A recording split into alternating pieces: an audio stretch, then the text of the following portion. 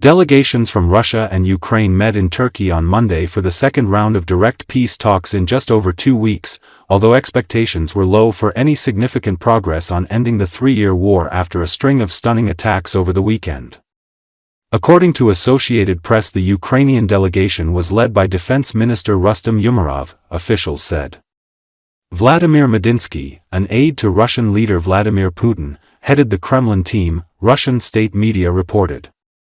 Turkish Foreign Minister Hakan Fidan chaired the talks at the city's Sirigan Palace and gave an opening speech to mark their start. Recent comments by senior officials in both countries indicate they remain far apart on the key conditions for stopping the war.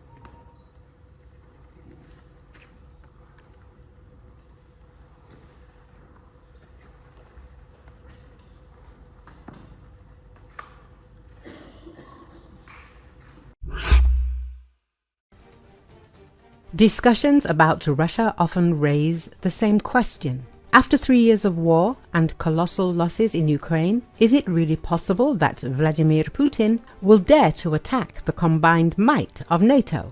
It is time to close this question. This is stated in an article by Bloomberg columnist Mark Champion. I recently spent a day with a group of generals and officers from about 20 countries. They were gathered at the UK's Royal United Services Institute to discuss the arrival of the Army Corps. These are the large military formations that were considered redundant after the collapse of the Soviet Union in 1991 and are now, thanks in large part to Putin, relevant again. My main takeaway from the meeting: those who will have to fight are not asking whether the threat of a Russian attack on NATO is real. They are asking where, when, and in what form will it happen, and they are not wondering what Donald Trump will or will not do. Their main concern is how little time they may have to prepare. At the start of Russia's invasion of Ukraine in 2022, NATO commanders were as surprised as everyone else by the clumsiness of the Russian offensive on Kiev. The best Russian troops and equipment were destroyed, but NATO is still alarmed. The new estimate of how long it might take Putin to prepare an attack is downright scary.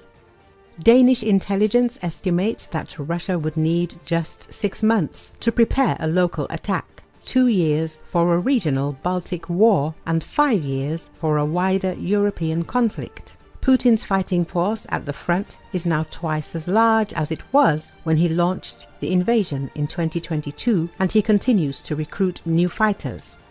Weapons and ammunition production has increased dramatically. Experience with advanced Western weapons like HIMARS has given the Russians ways to neutralize them. Again and again I heard something like admiration for the speed with which Russian forces have learned and adapted in Ukraine. In the area of drones and electronic warfare, Russia is probably ahead of NATO. The war has proven that a small number of highly effective drones cannot match the impact of their sheer numbers and adaptability. Less obviously, Russia is also improving the accuracy and survivability of its cruise and ballistic missiles. The Iskander, a rough analogue of the American ATACMS, has become difficult to intercept even for American Patriot missiles. It is used to hit everything from HIMARS launchers to Ukrainian command posts. Most sobering for Western generals is Russia's continued display of near-total indifference to casualties, which gives Putin and his generals a freedom of action that their NATO counterparts lack. Putin is believed to be seeking to restore Russia as a great power in Europe, and will therefore continue to try to subjugate former colonies and break NATO. There is no need to invade Poland to achieve this. The easiest way to destroy NATO is to discredit Article 5 on collective defence, which is its foundation. Article 5 gives Europe's smaller nations confidence, but it is based on trust in the willingness of others to act, and that is NATO's fragility.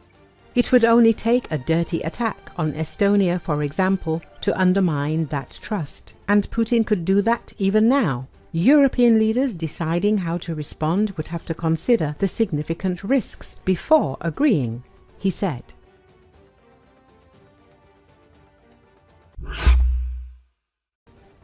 Angry patriot. Z blogger Maxim Kalashnikov went to the frontline zone where he talked to Russian soldiers. After returning, he came to the conclusion that the war must be ended urgently. Kalashnikov recorded an interview with a senior officer of the Russian armed forces who was in the front in the Kursk region. The occupier said that the war must be ended now because the Ukrainians have proven too resilient and are not going to surrender. I would stop the war altogether. Unfortunately, this war has no end until we stupidly kill each other. They are the same as us. They will not surrender. I would simply say, that's it. Stop, said the Russian military man. Kalashnikov agreed with him. He stated the failure of the so-called SVO, the inability of the Russian army to achieve a turning point on the front line. We need to either abruptly turn the tide of war or stop this senseless slaughter. Guys, there are so many bodies there now.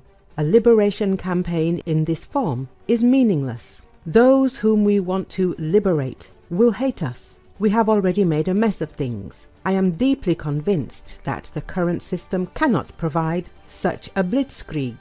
We cannot continue this slaughter when nothing will change strategically. We need a break, said the Z Patriot. Recall this week Russia launched one of its largest sustained attacks against Ukraine since Vladimir Putin ordered an invasion of the country in 2022.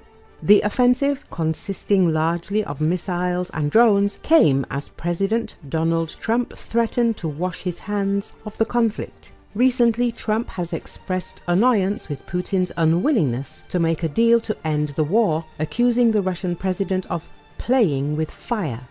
But Trump continues to resist increasing sanctions on Russia or sending new military aid to Ukraine.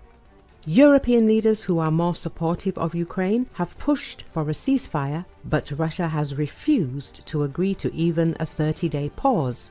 With Putin's military making progress on the battlefield and American aid drying up, the Russian leader may see no advantage in backing down.